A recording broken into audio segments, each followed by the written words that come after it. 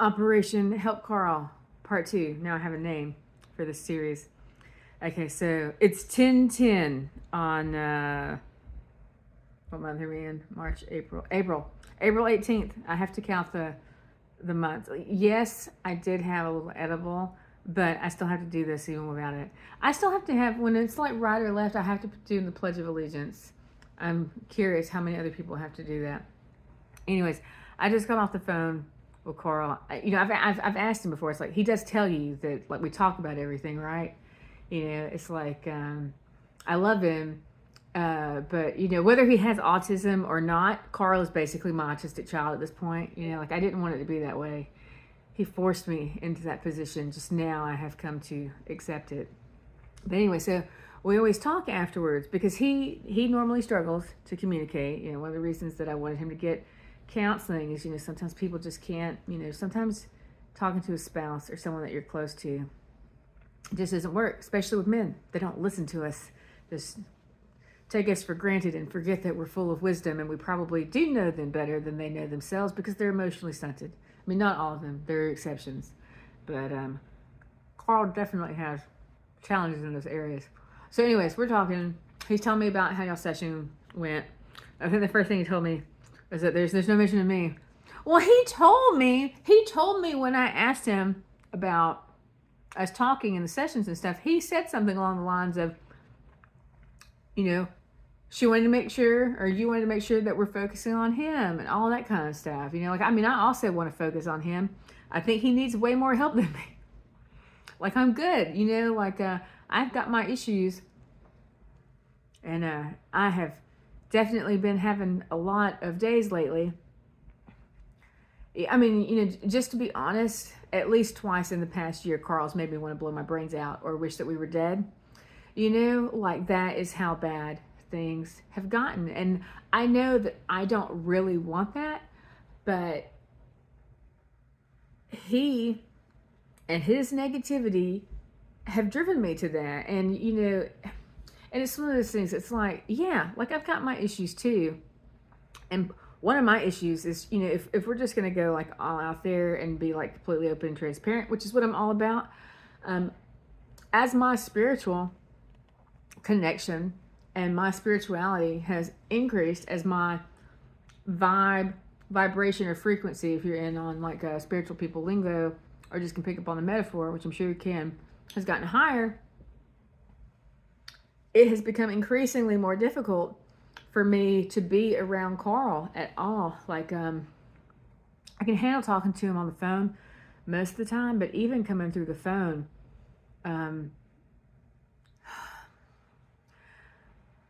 I just can't live in his level of pessimism anymore and negativity and stuff. And we are trying to figure out how to make this work because I am so sensitive.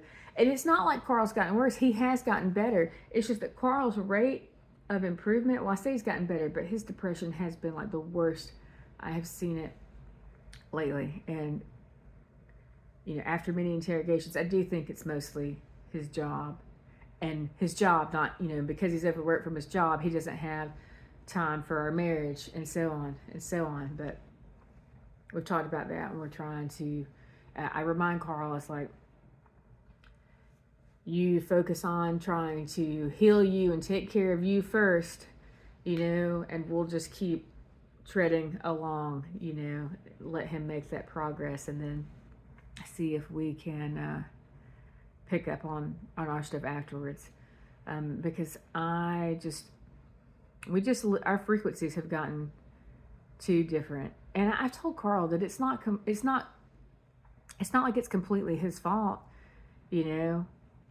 but we got to a point a little over a year ago, 2 years ago, where I told Karl, it's like, I can't put my life on pause anymore. I put having a career on pause.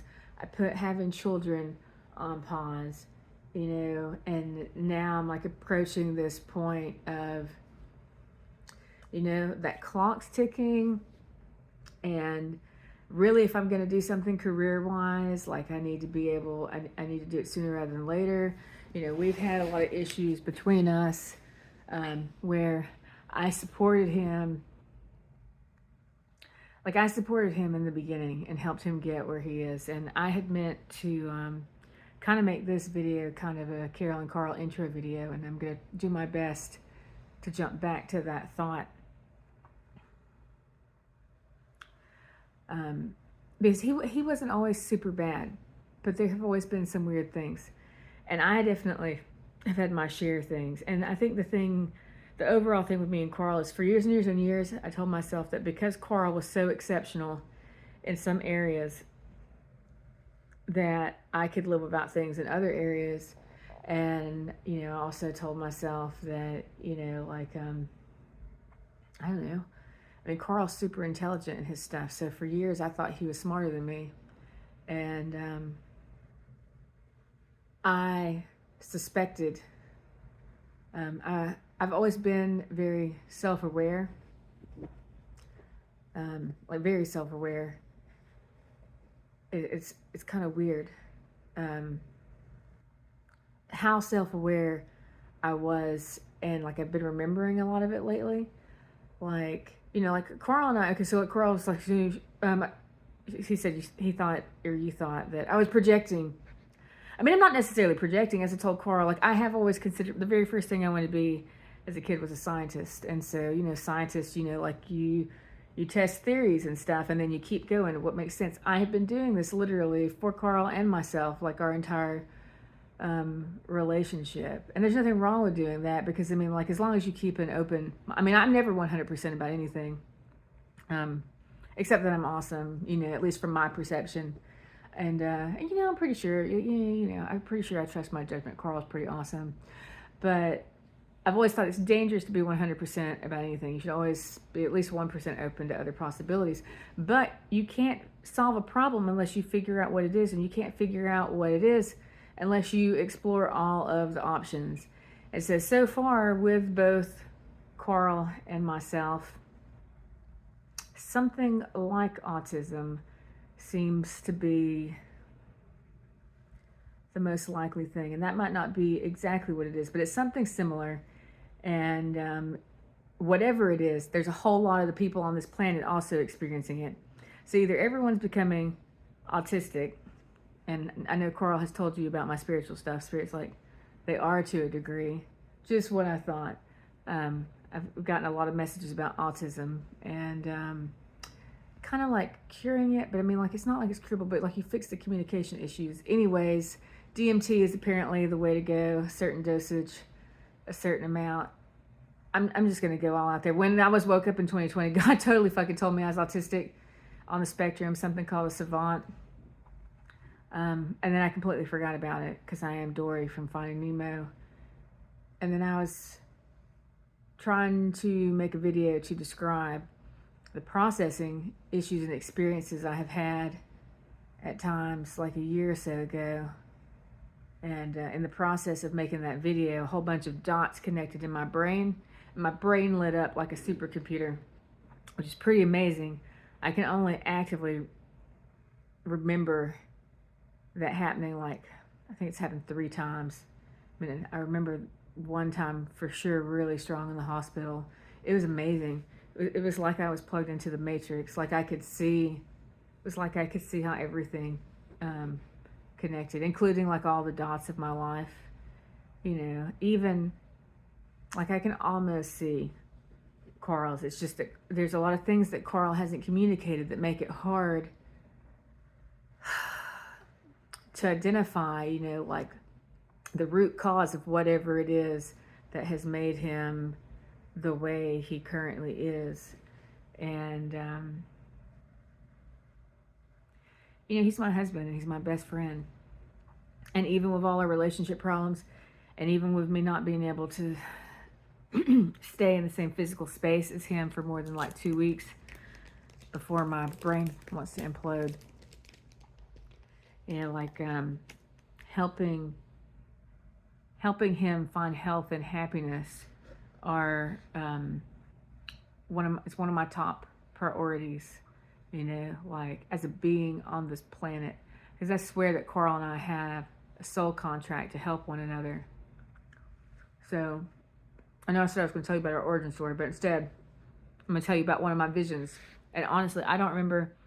I have experienced it so many different ways now. Sometimes what I have found is that THC helps rev my engine, my lawnmower engine, and will kick me in faster and deeper. But sometimes it can make it a little sporadic. But I can tap in without anything as well.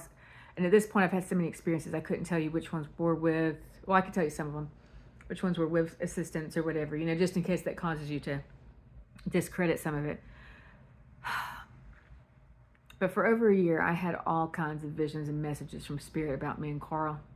I didn't realize they were about me and Karl at first, because I didn't realize how unhappy I was becoming. And so it took me a while. And then also every time Spirit would tell me that I have to let go of Karl, I'm like, fuck no, I'm not ever letting go of Karl. Karl's my best friend.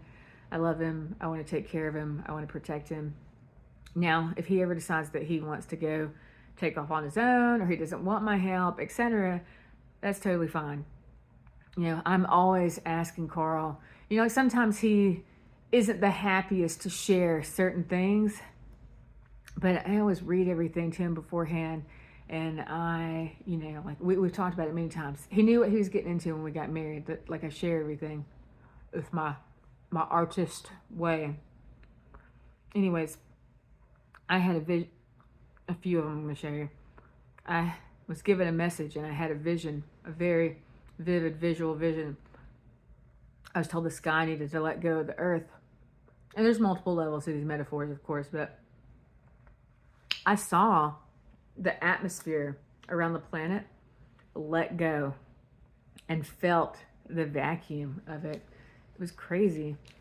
And I later came to understand that that was one of many messages I was being given, telling me that I needed to let go of Karl and basically not necessarily leave him, but let go of my devotion to him enough to take care of myself, because he put me first. I was his number one for so long, and I made him my number one. And through the process of us doing that, both of us were neglecting ourselves and sacrificing things and stuff. And I've been trying to put myself back together and figure out who and what I want to be in my life. Karl's really struggling with that. And I do feel like it's my duty, both as his wife and his best friend and life partner, whatever the freaking labels are, to help him. But I now understand that I have to take care of myself first, or I won't have any energy to help him with. And it's been really hard. I think the foundation of me and Karl's relationship is openness and honesty, transparency. Both of us believe you don't have anything if you don't, you don't have a foundation if you don't have honesty. So we always try and be open and honest with each other, despite how much it can hurt sometimes to be so blunt. Now, Karl struggles with that more than me. He struggles to articulate his feelings and stuff. And, a lot of times if he tells me, if he doesn't give me an answer, I'm just be like, okay, silence is consent, or you're not saying no, you're not saying yes, so I'll just do what I want because I can't read your mind. There have been times where, I remember I wanted to go to South Korea to study abroad for a month. I'd never gotten an opportunity to do something like that in school. Karl didn't want me to do it. He didn't want to be without me for a few weeks. And then I went and I thought about it, and I was like I want to do it, And then also, Karl, come on, man. I would want you, if you had the opportunity to go do something cool like that, I'd want you to go do it. Seeing this, you prioritizing your own desires over my thing. You should have been encouraging me. Man, there's part of me that loves being Karl's comfort object, but there's another part of me that's like, come on, you could use a different comfort object, for a little bit. I'd like a break. We've been together since I was 16, basically.